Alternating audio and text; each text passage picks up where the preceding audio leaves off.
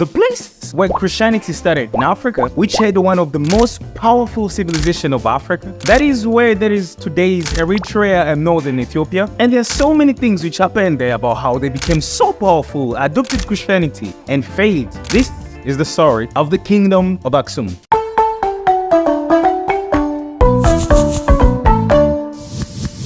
So the Kingdom of Aksum became so powerful, started emerging around the 1st century. And this was a very strategic location. It was a place where it could connect easily the Middle East, Africa, East Africa. And mind you, everything that was in Africa, everything kind of had to pass through there, and they made themselves to be like the middleman. So everything when it comes to gold, ivory, or other valuable commodities, they used to pass by there first. And then, because of having fertile lands, they could easily do agriculture and sell or supply their food to other countries. So in terms of business, they were really the right guy at the right place. But Aksum is not known only for their business and how strategic they were at that point, but also for how they were the first to bring Christianity, to adopt Christianity in Africa. Another interesting story. A very huge change happened when Aksum changed it to Christianity in the 4th century. And this happened because a king called Ezana, under the influence of his mother, Helena, accepted to join Christianity, making Aksum one of the very first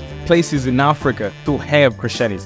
But the kingdom became much bigger and bigger when the king Caleb in the 6th century started now conquering much more places and making the kingdom way bigger again. This made him rich in places like the Yemen and Arabia, showcasing how really powerful his army could be. Unfortunately, every glory has its end, as that seems like for this one, it came so early. Remember how I mentioned that this kingdom was becoming much more powerful because of their trade and being at a very strategic place to control the trade. From started happening when so many other kingdoms started doing the same thing of facilitating trades, and then the competition was becoming so much, and especially it became much more worse when one of their big guy who was trading with them, Rome, failed. So it was like their biggest client was failing. The second problem was the succession of powers, which started becoming much more bloodied, and wars which had to be every time when there was succession of power. And then the rise of much more powerful kingdoms neighboring them, which ended up taking some of their land. But there is something much more interesting. Despite the failure of Aksum, it's left one of the biggest legacy in Africa, changing how Africans could view Christianity. It became a religion of Africans. It became one of the religions that Africans could practice. And even before the colonialists could come with the same Christianity, centuries after, it was already there in Aksum. And this ended up turning into the Orthodox Ethiopian Christian church that we know today. This is how powerful Africa have been in the past. Thanks so much for being here.